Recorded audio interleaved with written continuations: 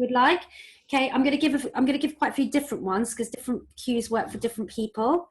So the women's health physios I work with, they really like the analogy of sucking cooked spaghetti up your back passage. Up and sucking it forward. So picking it up from the back, pulling it up, and bringing it forwards. Very visual.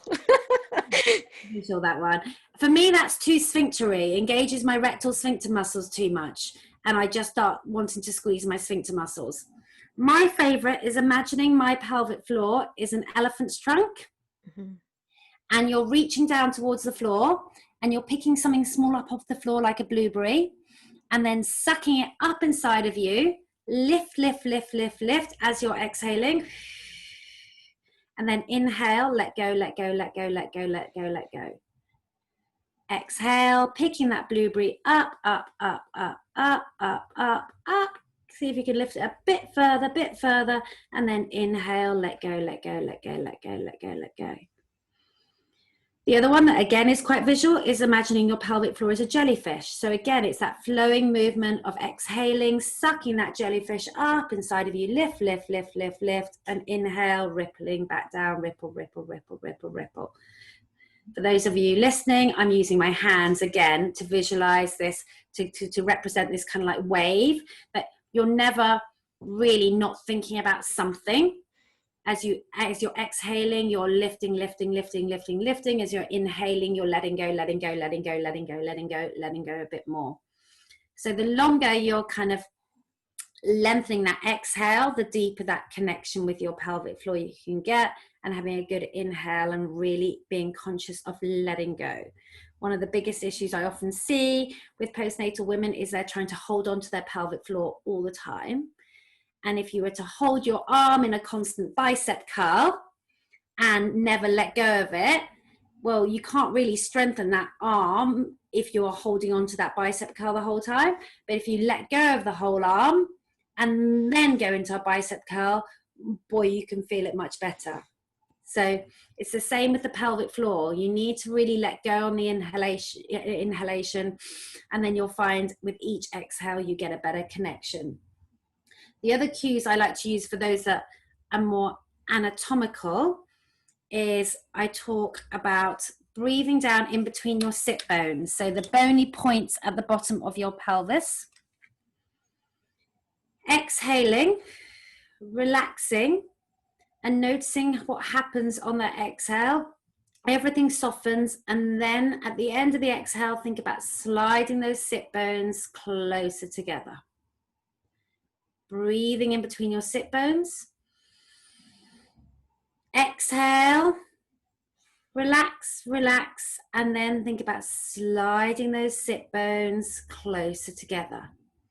This kind of visualization of picking up that whole pelvic floor, that whole sling, rippling it up and forwards, and inhale, letting go. Breathing in between the sit bones.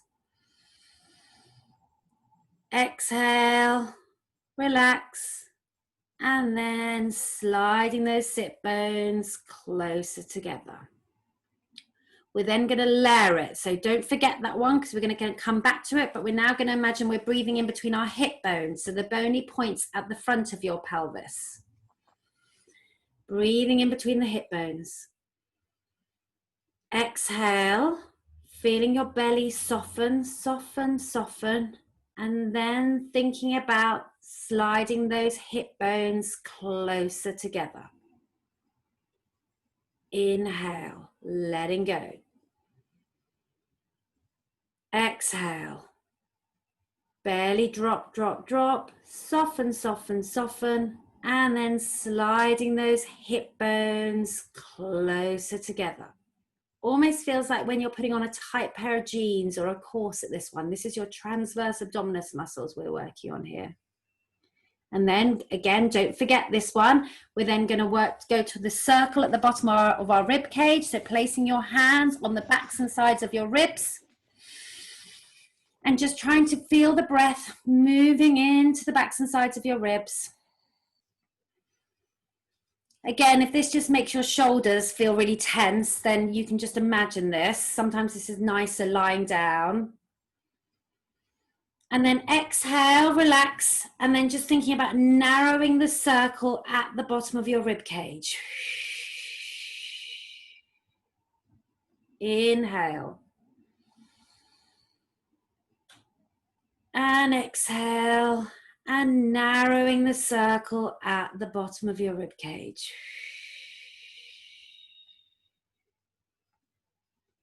Inhale. And exhale, narrowing the circle at the bottom of the rib cage. And now we're going to put those 3 layers together. So taking your breath down in between your sit bones, hip bones, and circle at the bottom of the rib cage. Exhale, relax, relax. Feel the way your belly drops and softens, and then narrowing your sit bones, narrowing your hip bones, narrowing the circle at the bottom of the rib cage.